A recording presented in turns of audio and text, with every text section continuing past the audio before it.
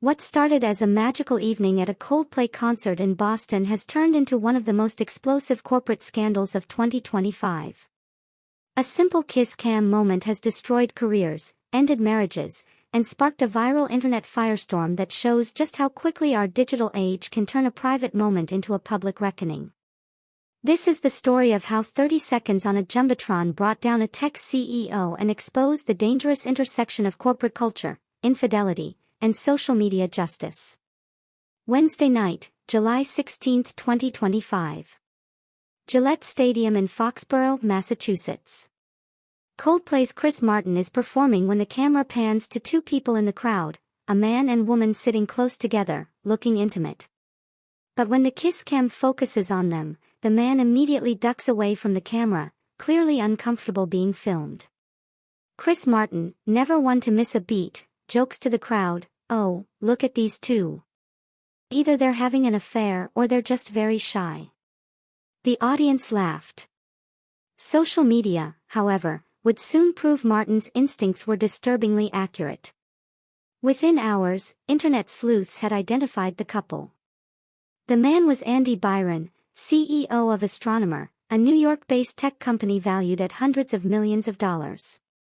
The woman, Kristen Cabot, Astronomer's chief people officer, essentially the head of HR. But here's the kicker, Andy Byron is married to someone else entirely. What happened next demonstrates the terrifying efficiency of modern internet culture. Within hours of the video going viral, online investigators had not only identified both individuals but had uncovered their LinkedIn profiles, company information, and yes, evidence that Byron was indeed married to a woman named Amy Byron, who had been posting happy family photos on social media just days before. The video spread like wildfire. TikTok, Twitter, Instagram, everyone was sharing the clip with increasingly savage commentary. Comments ranged from, "His wife is better off without him," to detailed analyses of their body language. Some users even found additional footage showing the pair in what appeared to be more intimate moments before the kiss cam incident. The internet had effectively put Andy Byron on trial, and the verdict wasn't looking good. Astronomer found itself in an impossible position. This wasn't just any employee, this was their CEO, caught on camera in what appeared to be an affair with the head of human resources. The company that had just announced a $93 million investment round in May was now facing a PR nightmare of epic proportions. But initially, there was silence. Complete radio silence from the company, from Byron, from Cabot. For days, as the internet raged and the video accumulated millions of views, no one from Astronomer said a word. Then, suddenly, an apology appeared online. On Thursday, July 17th, a statement allegedly from Andy Byron began circulating on social media. It read, "I want to acknowledge the moment that's been circulating online, and the disappointment it's caused. I am deeply sorry to my family, my wife, and our wonderful employees. This moment does not reflect the values I try to live by or the respect I have for the people in my life." The statement continued with what many saw as tone-deaf remarks, including, "I am a Coldplay fan. And not just of the first two albums." The apology was viewed over 3.5 million times and sparked even more outrage. Users mocked the Coldplay reference, calling it everything from "the worst apology ever" to "completely missing the point." But here's where the story takes another bizarre turn, the apology was completely fake.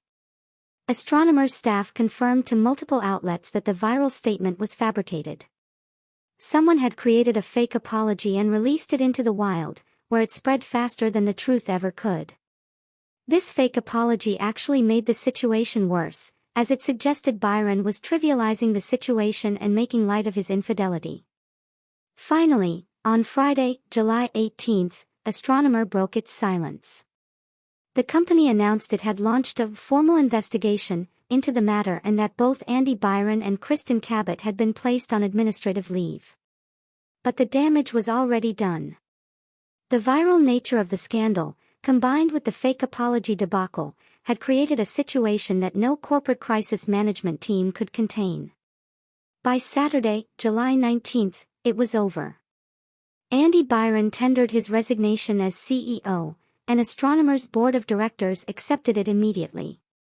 Pete DeJoy, the company's co-founder and chief product officer, was named interim CEO as the board began searching for a permanent replacement. The company's statement was brief and professional: Andy Byron has tendered his resignation, and the board of directors has accepted. Before this week, we were known as a pioneer in the data ops space. The implication was clear: they wanted to move past this scandal as quickly as possible. But beyond the corporate machinations and viral memes, there are real human costs to this story. Amy Byron, Andy's wife, deleted her Facebook account after the video went viral, presumably to escape the online harassment and invasion of privacy that follows any internet scandal.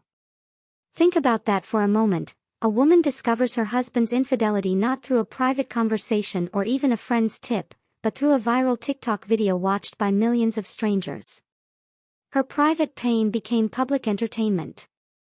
The employees at Astronomer, many of whom likely respected Byron and worked closely with both him and Cabot, now have to grapple with the fact that their leadership was engaged in behavior that violated basic professional ethics and company policies.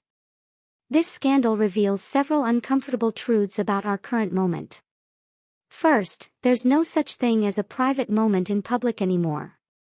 Every concert, every restaurant, every public space is potentially being filmed by someone who could turn your worst moment into viral content.